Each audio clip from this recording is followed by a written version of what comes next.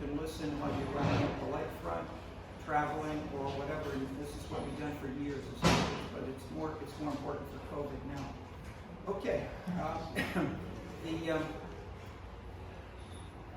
The main focus of the course is what processes make cities vital.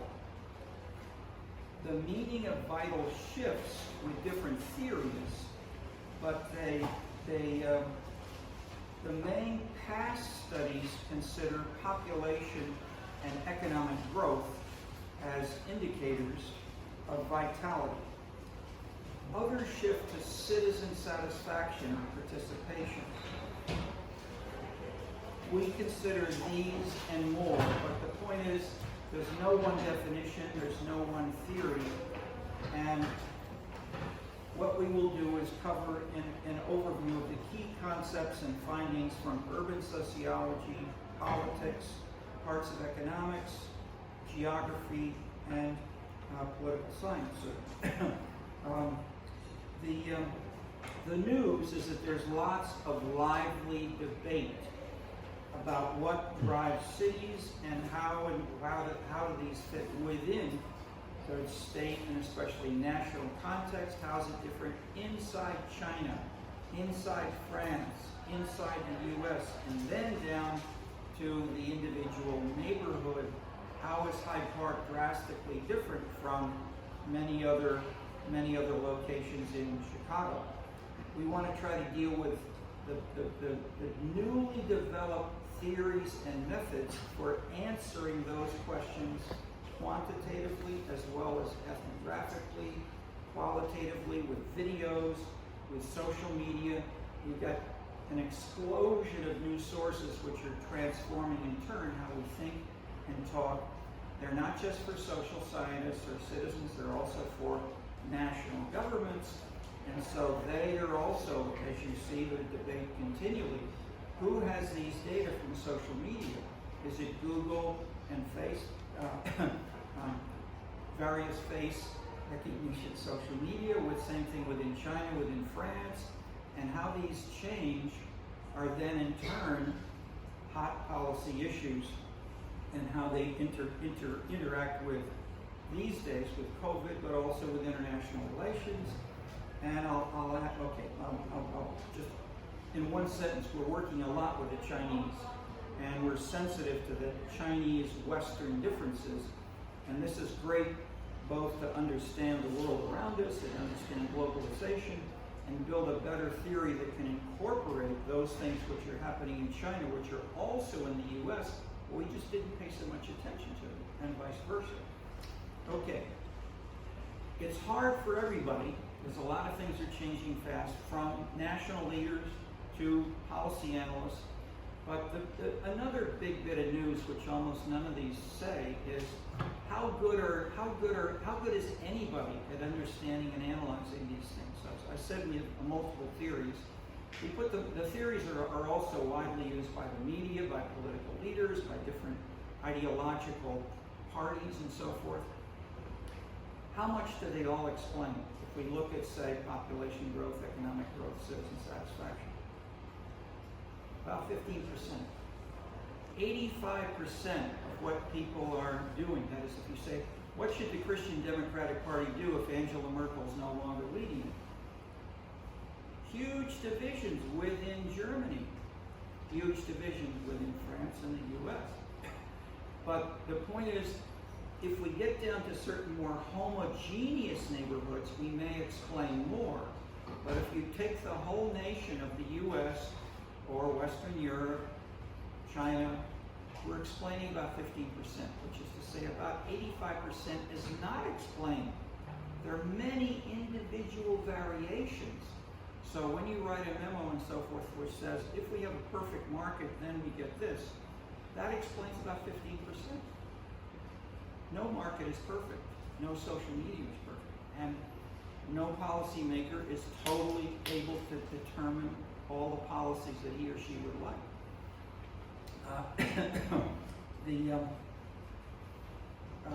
They don't like to say that. So the idea that I'm a powerful leader, and to try to show that in a way that is more than 15%, is what people are, like Putin and others are trying to do, etc. This is not, I made this explicit and detailed, we'll cover it later in the course in the Cities and Entertainment Machine book, but the same thing is true. Don't just listen to me. Look at any of the social science journals, from economics to geography, and look for the adjusted R squared, the R2 with a little bar on top, and see how much variance is explained by everything in the best models that they're doing. And it's about 15%. Okay, it's not just me. A couple of the older bits of theory, going back to the 19th century, about what makes cities vital, were central place theory. If you're in the center of a place, as you go out, the land value goes down. And people, it's less desirable to be further out. That was the simple old theory of cities. It was called in the old Chicago school the Burgess zone theory. So you had a series of concentric circles, and all the rooms in this building used to have pictures of the Burgess zone theory over in the corner. As everybody said, oh sure, that's what we use. I'm teaching a course right now at UIC, or that is, it's a inter-university course taught by faculty at all the universities in the area, headquartered this time at UIC, and they've started with the Burgess zone theory. And it's a political, this was a political science presentation, Dick Simpson, former alderman who made that presentation. That's how central this was, but things change, and we'll go into details about that as we proceed. But I'm simply saying things change. However, does central place have no impact? I very seldom will say something is wrong. What I will try to show consistently is how most of these things are right in a particular context. So a big corollary of that is a critical part of the theory is the context, such as assume a perfect market. That's a critical part of the theory. But instead of saying we'll have it be in someone's head or their language of say assume, let's look for instance, at the degree to which markets are more efficient or less efficient, and see how that changes the impact of A leads to B leads to C. And we have data to do this now increasingly. And just as the economics department here with Milton Friedman 30 years ago would say, free market is everything. Today, the economists are writing books called Freakonomics.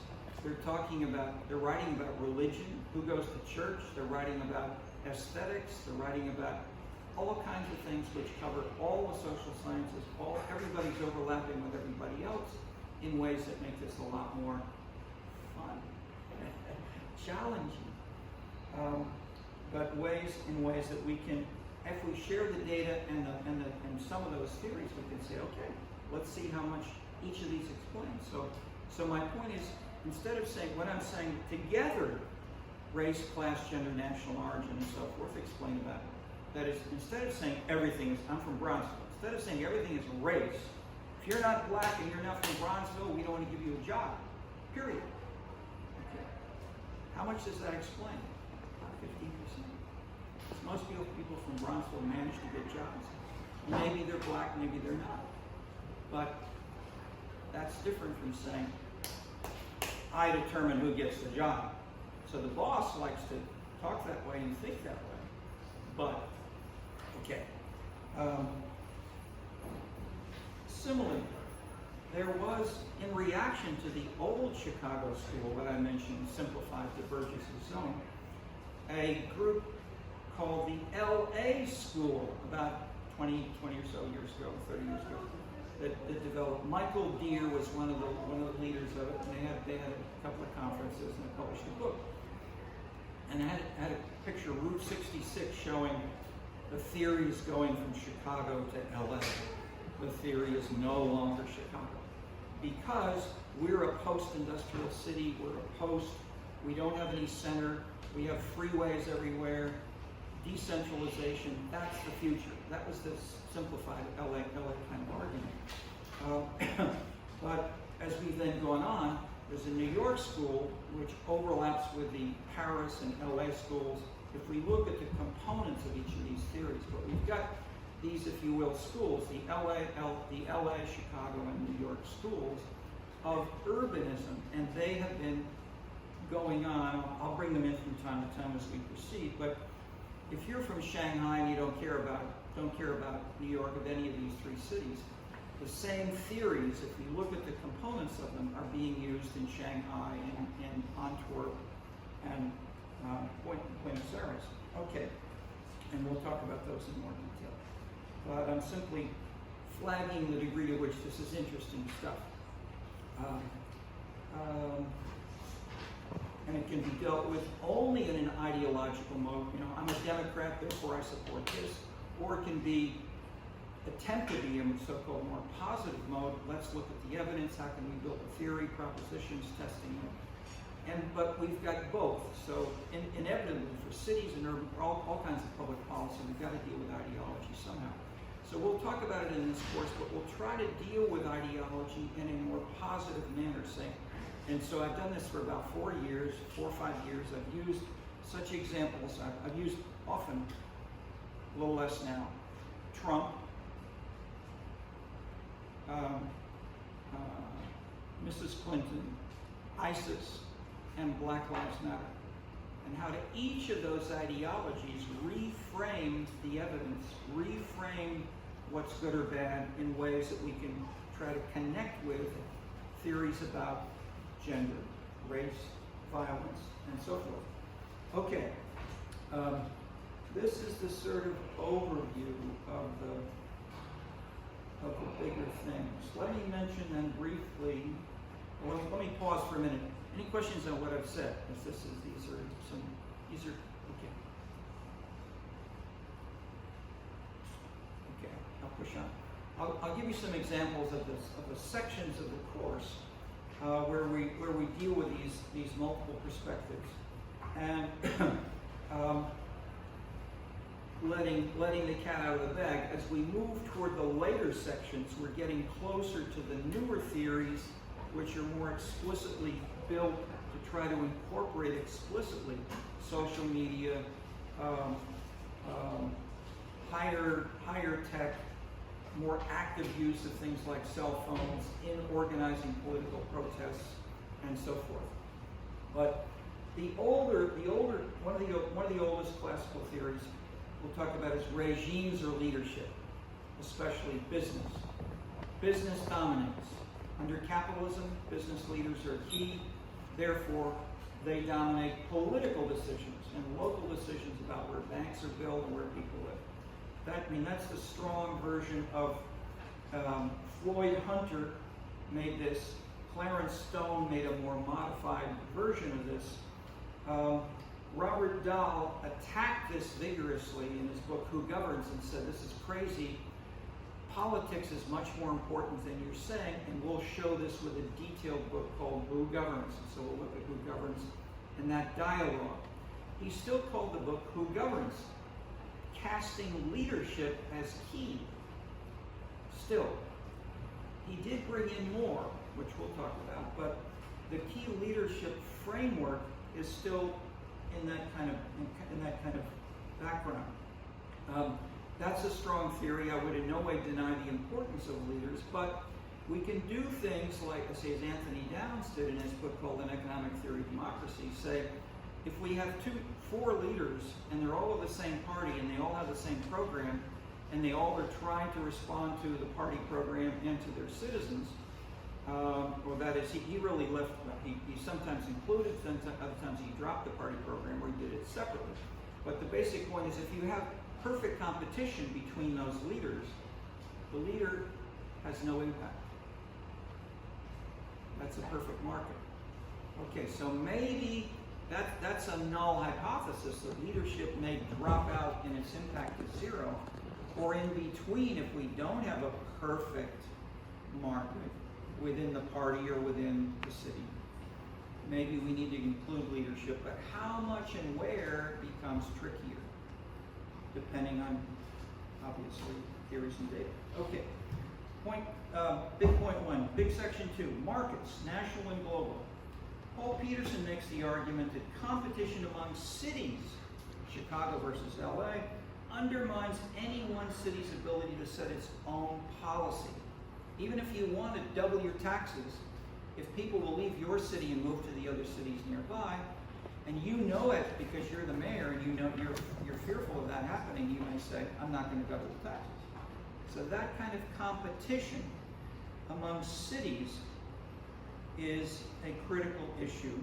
And Peterson stressed this so strongly. He said in particular, he had three types of policies, but for the bigger redistributive policies from the rich to the poor will fail if the city tries to do it locally, because those drive away the more affluent and that kills your tax base. So what's Peterson's answer? The national government only should do redistribution. So he was here, we taught together for a number of years. He had the public policy program, the old Harris program. He went to Brookings, went to Harvard, but that is, he went to Brookings because he was thinking nationally. Over time, that's been challenged a lot more as we get things more variable at each of these. There was a guy who came in from England, and he was making the argument, globalization is so important that it destroys national data like average income, migration rates. You can't trust those anymore because national governments no longer are independent. We have globalization, and it's so powerful. Bang. So a variation of what Peterson argued, but instead of Peterson's nation, the strong globalization argument from Saskia Sassen and some others is that those cities that best adapt to the global markets prosper while other cities decline.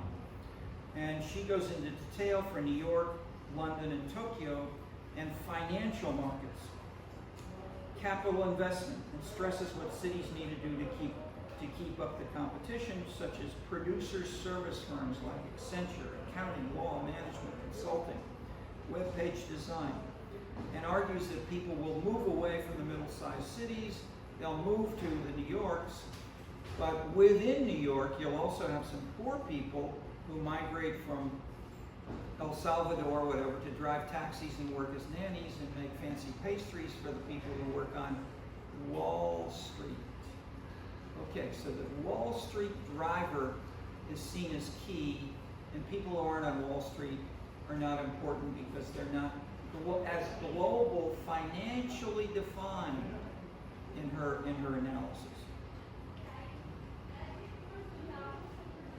Ed Glazer, Rick from Florida, I and others have shifted gears and said this production emphasis is important for jobs, but in today's world there are plenty of jobs for talented people. They don't have to work on Wall Street. You can work on a mountaintop in Colorado. You can use your cell phone. You can write programs. You can write a cookbook. You don't need to be on Wall Street. There are different kinds of globalization, but the higher tech facilitates all kinds of things, but it's not equal. People in different neighborhoods, people with different education, different kinds of phones, etc., do this better or worse. They're younger, they're older, they're more highly educated. So there are variations. The context shifts the dynamic. But don't just look at production, don't just look at money, think also of family. Think of personal relations. Dating in particular, people who are not married, people who never want to be married, people who want to change their gender, etc. These are opening more windows, making things less clear. Or your gender style, your gender culture. Maybe you want to redefine what it means to be a man or a woman or whatever. Okay, and this is hot stuff these days. My Old and New Paradigms paper suggests that these models still are in many people's heads, but have grown partially out of date. Land use, central place theory, regimes, race, class politics are old. A new political culture is in touch more with globalization and leads to changes in political cultures. What's right and wrong? What are the rules of the game? Daniel Elazar has a background with 3 streams of migration. One to New England from Northern Europe, Protestant, some evangelical, Calvinist especially. Second, Middle Atlantic from Germany to Philadelphia to Ohio. And a third one, the South. The model was slavery. They weren't black, they were indentured servants, so-called, in England. And the plantation was set up in England. People hired, the plantation managers hired, a blacksmith, a cook, someone who could chop rice, etc., and have enough of each of those that they could set up individual plantations in southern areas of the U.S. That got obviously hotter when the transformation of the English led to fewer of these indentured servants, and Africans replaced the indentured servants of the past in the 18th century. But the political culture of the South today, and race relations are still the strongest single cleavage in the United States. Are we a post-industrial society, or are we a feudal society where the prime division was primordial, something you can't change? These, although change, and even that's a loaded statement, I'm just flagging, I won't try to go into the qualifications, but I'm recognizing the relativity which we have behind all of this stuff, but which makes it subtle enough and interesting enough that we at the USC can enjoy going beyond the simple stereotypes. Is this fun? Going beyond what you learn from the media, reading stuff at night under your sheets if you're in a country where they say you can't read about this stuff. It's exciting and different. Globalization changes the form of leadership, but to be more democratic and decentralized, leadership matters less under competition and has to adapt to stay competitive. But the market includes not just jobs, not just money. Markets include amenities. What are amenities? Several of you are from economics. What's an amenity in economic theory of classification? It's simple. I'm asking simple questions. Further questions?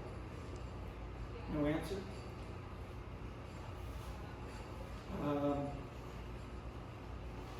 Amenities are non-market goods. Ed Glaeser has written, he's probably the top urban economist around, he was trained here, he's at Harvard now. Ed Glaeser has written that amenities, non-market goods, are more important than market goods in explaining most of the factors of what's going on in cities and in life. He writes papers on religion, on power, on violence, all kinds of stuff. Here in Chicago, people started working on amenities about 30 years ago. They started with things like clean air, January temperature, pollution, but it also went on to include, and does include, non-market goods, including public education, the police, the presentation of these in people's minds. Okay, so these non-market goods are major drivers, and so the economists, thanks for their focus on theory, began theorizing about these, and they've done this for 30 years. So we've got a body of literature. However, they generally said, let's assume other things equal, or that is not always, but let's consider this assumption. If we work with this assumption and weaken it and so forth.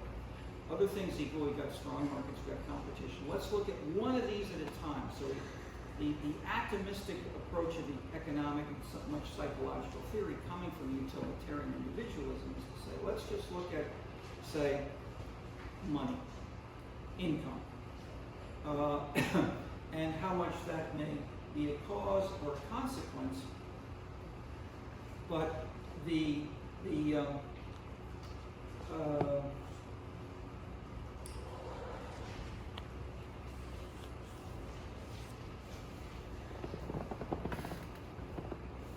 okay, let me illustrate this instead of speaking abstract. How many of you would take a job that paid you $100,000 in rural small town in North Dakota, or a job in New York, Chicago, or LA that paid you half, just $50,000? How many would take the job in North Dakota? 1, 2, 3, 4. How many would take the job at the 50,000? Okay.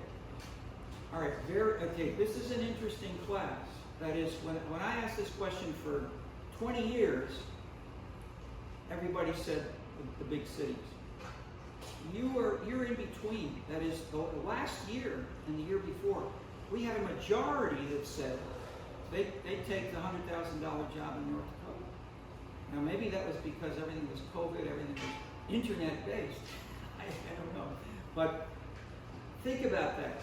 If you say I'll take the $50,000 job, that says you're valuing those other things in Chicago, New York, and LA at least $50,000. That's a Blazer's coin. Those amenities are major drivers of talent, and talent is a major driver of not just the economy, but political innovation, artistic innovation, and more. And you are talented folks. And you have just shown, remember, the degree to which amenities are drivers of where you may potentially go. We've got numbers on this in various ways. What the show of hands is pretty close to the national census data. So what's changed is the culture of different universities, in particular this university. So we've got more people now. Yeah. Second question: how many of you have lived more than 5 years in the American South? Okay. 1, 2, 3, 4. Okay. That's a little higher than average. That is often, 10, 20 years ago we had none, maybe one person in a class.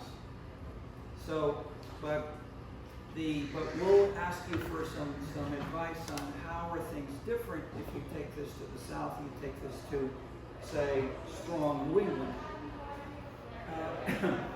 But these are illustrating, these examples of the South and New England are political, cultural differences that we stress and that Elazar stressed. And then in the writings in the section on political culture, we will elaborate.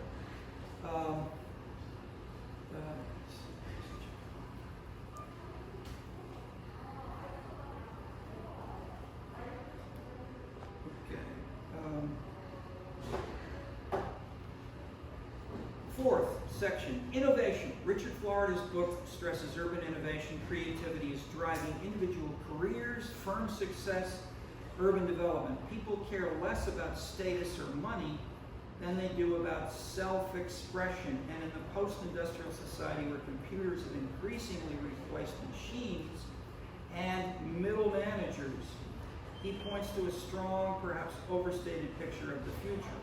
Yet he grounds it in a lot of social science research and many, many subfields from past to present. His work, the Rise of the Creative Class, has become a nonfiction bestseller that mayors and civic leaders, internet sites have been debating across the U.S. and the world. These ideas are not created by him. Joseph Schumpeter, the economist, Jane Jacobs, the planner, Ed Glazer I'm mentioning, and back to the 19th century in Paris, the artists said this, Balzac, Baudelaire, the street is where we are building creative art and novels and poetry. and you need to have more sensitivity to la bohème, bohemia. So bohemia is a driver of innovation, and bohemianism, as Florida then did in a way which has sparked more debate, measured by the percentage of gays in a city, explained the number of high-tech jobs, which grew. So he published that back and forth. Ed Glazer and I both showed he was wrong, but it continues. He still keeps talking about gays. All right, so the innovation theme is another big one, getting closer to present is being stressed more. Theme 5, the arts, consumption, time use, leisure, the intermingling of play and work, or high and low culture, all sorts of things morph together in ways that in the past have been largely left to specialists. One way we talk about this is with the concept of scene, S-C-E-N-E, and the book Scenescapes. And these join together not one, that is, the classic theories of the economists is to assume not just everything in LA or New York or Chicago versus North Dakota. That is, I put it that way. So implicitly, you've got a lot of amenities that you're either thinking of or not getting if you go to North Dakota. But if you say, I'm going to theorize, I'm an economic classic analyst, I'm going to I want to know the elasticity, the impact of one cinema or a higher income for average persons working here. How much impact will that one amenity or one variable have? What we're doing in the Scenescapes analysis to say, let's build on this, but not take one at a time and treat them atomistically. Let's look at maybe 500 of them. There are 500 things in this room, which we, looking out the windows, which you hear, looking at the walls, thinking in what's your heads, what we're saying and discussing.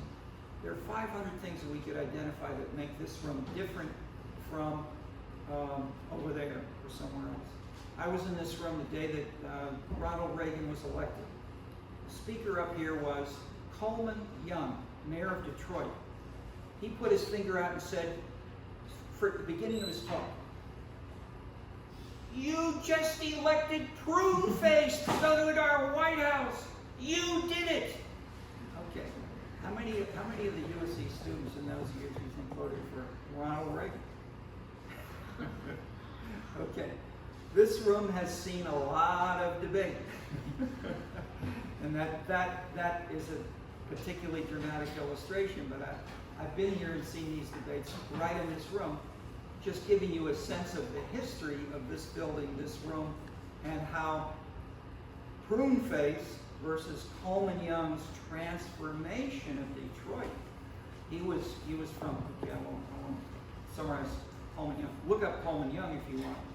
He was a very powerful, important mayor. Okay.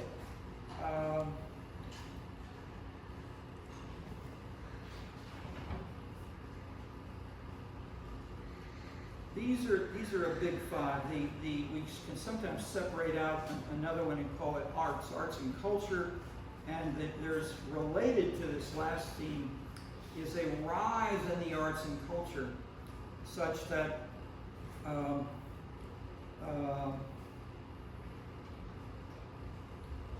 when we found it initially, we thought it can't be right. We looked at growth of jobs. We had data for every zip code in the U.S., over 40,000.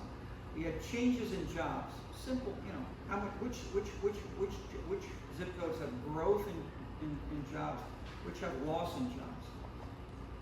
We looked at income, education, occupation, unionization, lots of things. Number one variable was what? Percentage of arts jobs. Nobody had written that. I hadn't thought about that. It's that big. And so we said, hey, nobody's paid any attention to this. Nobody said this. Let's look at this a little bit. So initially, in the first reaction, it's got to be an error. It's got to be spuriousness. let's get in some other variables that are associated with arts and so forth. Isn't it education? Isn't it really income and education? White background, something like that? No? Okay. So arts are increasingly important, and we've now had repetitions of this in China, Korea, France, Spain, and so we're getting similar kinds of patterns around the world and paying more attention to things related to the arts. So arts jobs include as well, I mean, the censuses of different countries include web designer, aspects of advertising. So I mean, they can be, but you can then make it broader or narrower definition. Christina Sakamoto has just finished a PhD. She's worked on this now. What's the cause and what's the consequence? How much are arts the driver, or are arts driven from income and education or other things? And the answer is both, but measuring the strength of both those paths with data over time and how it shifts when you add more variables and combinations, that's what she's been doing. And that's the state of the art which we're talking about. Okay.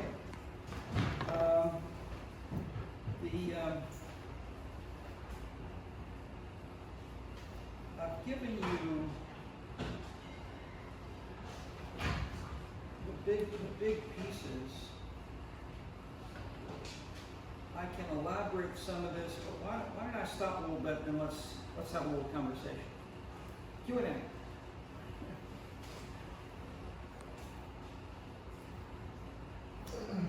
Yes, sir. Yeah. Maybe go ahead and briefly what we try to say. Maybe your name, what part of the university, and then what city did you go to high school in?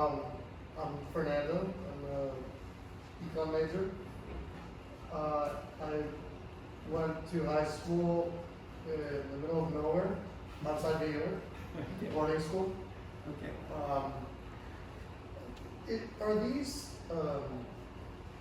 economic trends in urban areas, are they common throughout different parts of the world, as in the developed world and the developing world, or are they two different areas of study that don't have much overlap? Good point, which people frequently say, you're only talking about the yuppies in fancy, maybe Western Europe and the U.S. It's not China, it's not India. If you try to take it a little more seriously, and we say, okay, we got the World Value Survey. We got samples of 1,500 people every year for decades in India and China. So let's take all the people in India, and we've got an Indian and American TA. We're going to use in some of this course India, China, and the U.S. France sometimes for comparison, just because we've got more data on them.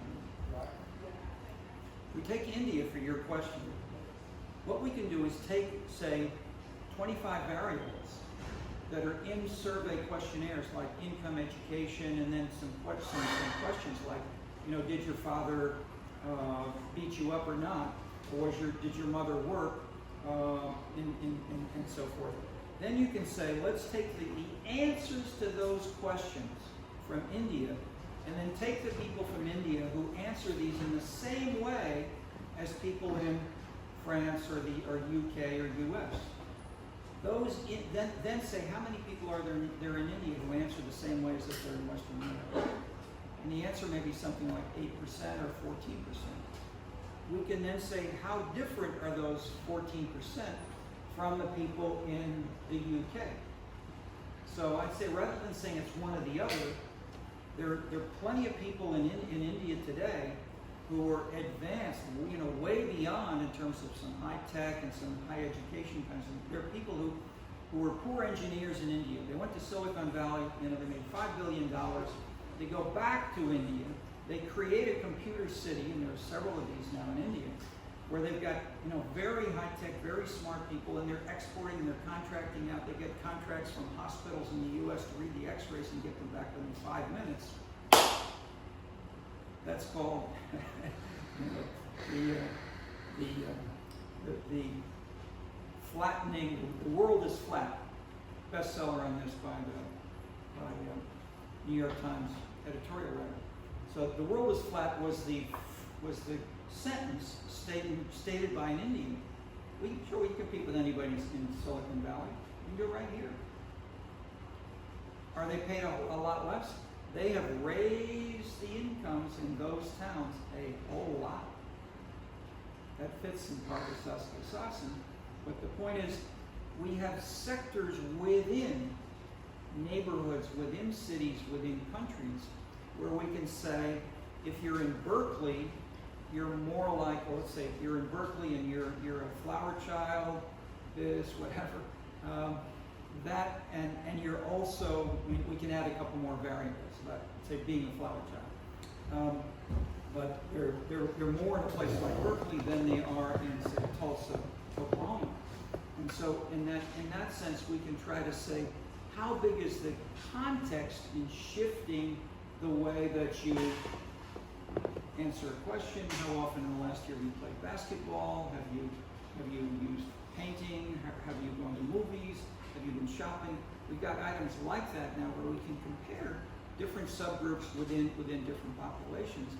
And so I would say in general, I try not to answer or use national data as much as I can, but instead to go to variables or reasons for differences within India or within Africa, within different African countries and different sectors within Africa, etc. But then not treat it as fixed, but say how nationally consistent is, say, education in China.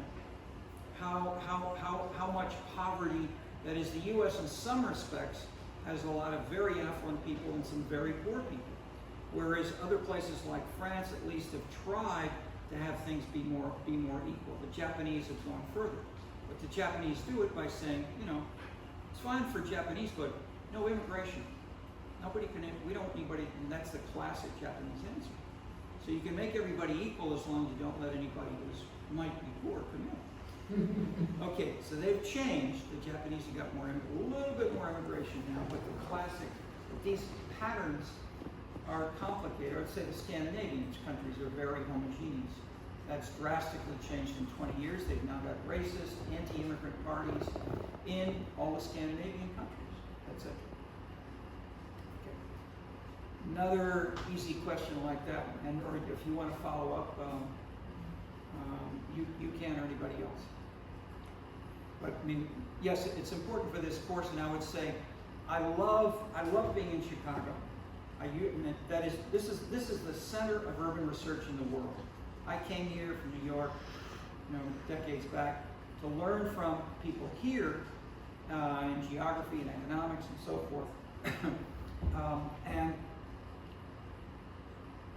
why is this the center of urban research? In part because it has such, it was the fastest growing city in the U.S. in the late 19th century. It was booming, it was taking off and so forth. It was big.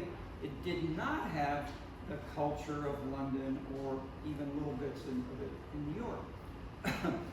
We had wild, crazy things going on. Max Weber came here and he said, Chicago is like a city. It's like a person with his skin cut off. You can see all the parts palpitating. Skin, you have a lot of skin in Europe, so you can't see what's going on inside. Okay. So that image of Chicago, the gangster city, Al Capone, more recently, the good and the bad, the rappers, the music, we got all kinds of music that started here. And I'm living in Bronzeville, so we get more of this. My main publication in the last year is called Bronzeville Soul. It's not even published. It's still a draft we're working on with the folks in Bronzeville. But what is Bronzeville Soul? Okay, we're building a welcoming center for Bronzeville. We want to transform the image of Bronzeville. What do we put in the welcoming center? Okay, sensitive stuff, but fascinating and potentially transforming Bronzeville's relation and the relations between race and City Hall and the world. McCormick Place, either first or second largest convention center in the world, New York, I think, is 17th in convention tourism. Chicago was first, second, and third. You know, used to vary with Las Vegas and Reno and the Disney locations in California and Florida. Those are where the big conventions are, including Chicago. Tourism is the third or first largest industry, depending on how you do the accounting, in the world today. You knock on City Hall and you ask them, what's the economic base of Chicago? What do people say? Hogs? Finance? No. Entertainment. Entertainment and tourism. Can we show the video? While we're getting this ready. The lakefront is the biggest amenity of the city. The lakefront has been built up, it was preserved in the so-called Burnham Plan. Click and drag it on The Burnham Plan said, you know, you can't build up any city in the U.S. Berkeley, New York, L.A., Houston, Chicago. This is a new driver, and it ain't hogs, and it ain't finance. And City Hall, and especially Rahm Emanuel as the last mayor, really targeted this stuff. Laurie Lightfoot as mayor, which city department has doubled its budget? Doubled. Police? Police. No. Oh. Which city department has doubled its budget? A little louder? There is no tourism department. So what if you had a city agency that might spur tourism, what might it be? Could be, but the answer is no. Its budget is not doubled. Yeah? Does Chicago have like a department for housing or construction? No? Is it like arts and recreation? Yes. Arts has doubled, arts and culture have doubled its budget. City Hall is attuned to what you saw more than you are. You can catch up with City Hall, but you've got to do a little work. All your answers were right 50 years ago. 50 years ago is a long time. And cities are changing very fast. They're changing much faster in China than they are here.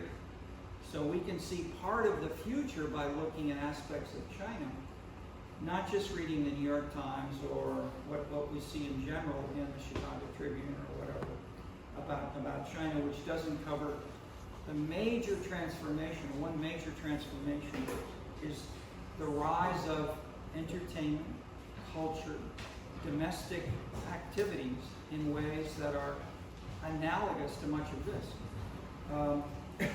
Rural. Okay, so I won't go for. Let me. You had a question. Go ahead. I was just wondering if when you mentioned the different cities, schools. Can you hear her in the back? Maybe stand up. Just speak loud. Just speak loud. And you were talking about how like the Chicago school, like the Burgess concentric model, is correct, or like these schools and theories are correct in a certain context. So would you say like with the development of these schools, I mean it happened a long time ago, but like because they exist, it creates kind of like a system of confirmation bias, and within these, within like the scholars, like producing more information about this in their city to fit like the model of their own. Yes, but I would say tentatively yes. However, how much we only have bias versus something which other people can come along and test varies with who's doing the study and who's doing the kind of work. And so we look not just at are you from LA or New York, and are you a supporter of the so-called LA school? And let me add quickly, 80% of the social scientists in LA do not follow the LA school. Many of the social scientists in New York do not follow the so-called New York schools. And we got differences among people within the cities. For a second, if you then say, what's the evidence? But say, not just talk about the school, but let's say, what's the evidence of central place theory? How much does being in an outlying area shifting the patterns? And we'll talk about it as a study which does that, but basically, over time, that has changed drastically. So in the 19th century, central place mattered a lot. We get to 1980, and it gets less and less and less important. So that to me that's the kind of evidence that I'm looking for, where we can see, and this was done by Brian J. Elberry, the top geographer here for years. It's not to say that the theory was wrong in 1880, but the theory explains, instead of 10%, 7%, 6%, 3%, 2%, that's the kind of pattern which I would look for to answer your question. On the other hand, sometimes people say, some of the folks in the LA school say, we don't believe in science. Everything is just in your head. We want to use Hollywood. So what's their evidence? So they say, well, the LA school, a test and a demonstration of what we're doing and the kind of work we like is a film called Chinatown. Anybody seen the film Chinatown, or you know anything about it? Okay, all right. Give us 2 sentences about how the film Chinatown might be consistent with the LA school's answer to your question. I think it like highlights the fragmentation of Los Angeles, and it's like I'm also from LA, and I like work on context, but and also one big like thought of the LA school is how LA is really good way of tucking away lots of like the truth behind the natural resources or the military power, like the stronghold that they have in Southern California, or something like all the tucking away Los Angeles does, and Chinatown basically is a movie about that process with Mulholland Drive and bringing the water up. So that's my take on it. I could be wrong, But basically, we have a love story.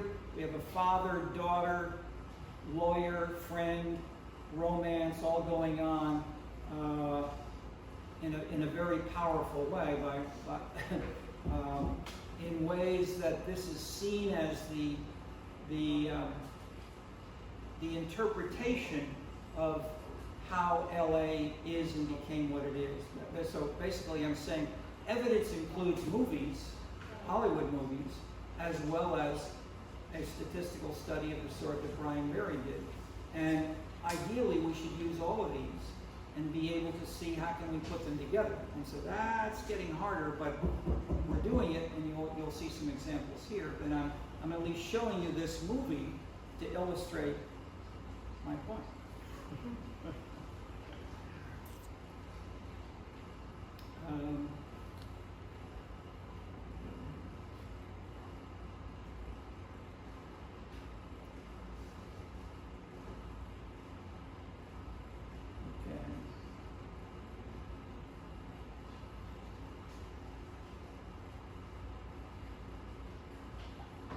Got 5:37.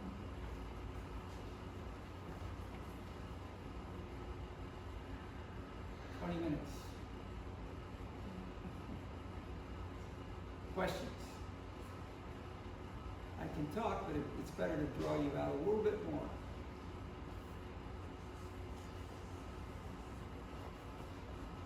Yes?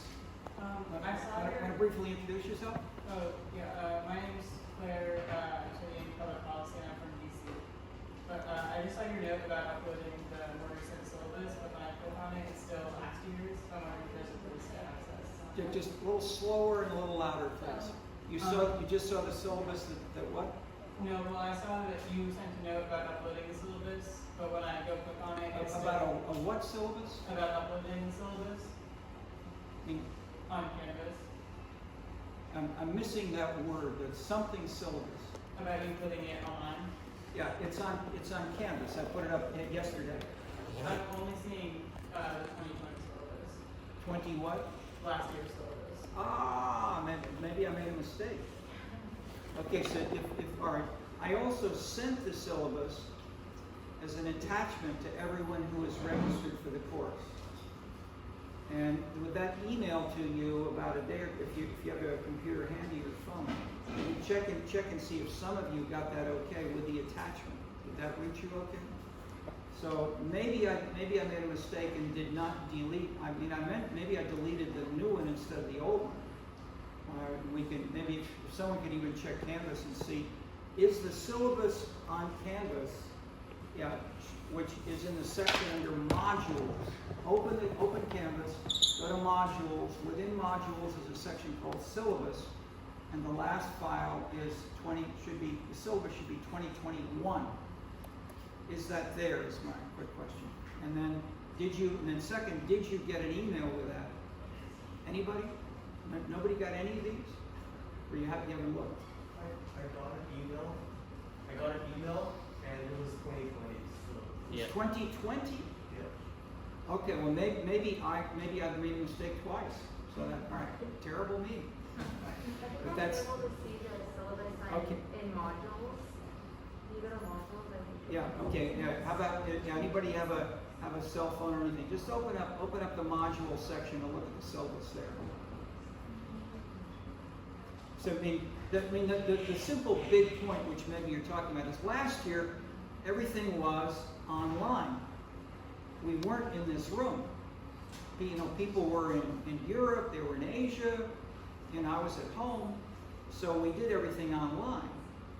But whereas this year we're both in this room, and if you want, you can be in Asia or online if you so choose. You can choose. Is the point of the course, and that's what we've done for years. But but I also am showing you, I can make mistakes, which is why we want to have not only the video here. Do we have a second video? Yeah, it's recording from up there, and I'm recording as well. Ah, I see. So Okay. there and Wait, we got you. No, thank you. So we got that one. Anybody found it, or you're still not there? The one under modules, like it says fall 2021 when you open it up. It says 20 or 21. It's the actual file name says 2021 when you open it up. The Word document says fall 2020 on the top. Okay, but read down a little bit. Does it talk about this? This course is all online and talks about. Yeah, it says it all online. Okay, then I made a mistake for sure. Okay. that's what I was saying. Like we need to update it. Like that's why I saw Okay. the class 410 and I updated. Okay. My apologies. That's the major change. But how many of you got the email? I mean, everybody who's registered should have got the email, which said at least the course. Okay, yes. The course is in this room, and we also had emails today. It's at 4:30, not at 4, etc. Okay. Any follow-up questions? So thank you for bringing that out. That's pretty important. Basically, I skipped over.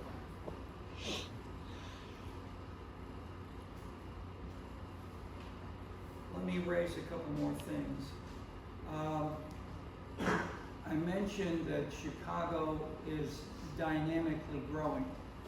What might be driving it, and what might be some differences by neighborhood in Chicago? What's growing and where and why? How can we test this if we don't, either with actual data we may have, or that we can collect if we wanted to do more? Anybody want to try to either base this on another course you've had, or you're reading the newspapers, or based on, say, the 5 or 6 theories that I laid out?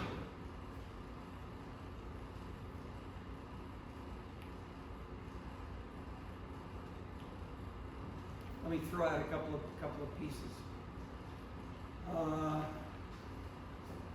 We have a lot of art schools, or let's say some big art schools. The Art Institute of Chicago, Columbia College, those are the two biggest. There are a bunch of smaller ones as well, but we train a whole lot of art students here. So a big decision they have is do they leave immediately or do they stay on? A lot of them stay on. They don't have jobs. They may have a couple of part-time jobs, but you have two kinds of decisions. Will I stay in the city, and what will my job be? Or do I want to look for a job at all? Do I want to go back to mom? I like her pasta better than my own cooking. Okay, and we see all of these.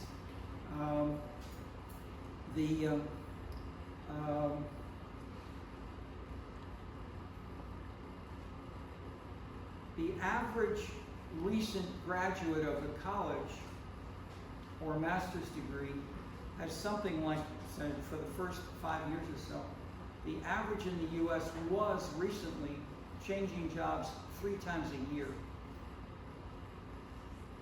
That's a huge amount of job changing. The cities don't change that fast. So you may stay in Chicago and have 3 jobs, either overlapping, you may work on 2 jobs simultaneously, or you may quit one and go to another. That changes as people get a little bit older, but it also says cities and bigger cities with more variations have a huge advantage. And that's part of why maybe somebody gave the answer that I want to stay in Chicago because I can be with my friends, I can go to the places I want to go to, and I can change my jobs, but still stay in Chicago, keep on in the same apartment, and there's the joint decision involving both the job and the location is thus important to conceptualize and not see these as 2 atomistically separate decisions and just look at data for one or the other. They overlap. Okay, so doing that can transform a lot of the research and a lot of the quotations that you get from people saying, people come here for the jobs, or people say, we argue with the developers. My alderman in the area where I live, Bronzeville, used to have a Michael Reese Hospital. It was torn down for the Olympic Village when Chicago got the Olympics. But Chicago didn't get to the Olympics, so it's been muddy for 10 years. Dirt. And so the alderman we're now in negotiations to try, we haven't, I shouldn't say negotiations, those go on forever, but there's a development group that is planning a multi-billion dollar, huge set of buildings, workplaces, including a welcoming center for Bronzeville. How much of that should be residents? How much of that should be workplaces? If you feel that the work drives the job, you want to build workplaces first. If you feel that residence is the driver, you ought to have residences first. If you think they're both, you ought to have both. But we have people on the advisory committee that I sit with the others, working with the alderman, and we have all of these kinds of debates. But it's a concrete illustration of how these bigger theories, such as we're discussing, are critical in making decisions right now. And the simple real estate rule is location, location, location. But that doesn't tell you, is it jobs or residents or arts or something else? Okay. The folks in the back. How about a question back there? Yes. For that development, which one do you think it is? Do you think more so like the work or the residents that would drive it?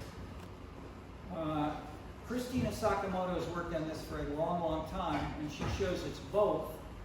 U.S. national average, it is increased in the importance of residents, and the importance of work has declined. In brief, Engelhardt basically argues that we have materialism and post-materialism. And with the materialism, first you need work food, clothing, shelter. And as you get more affluent, then you can pay attention to Picasso's style, or to a new dress, or a color of your shoes.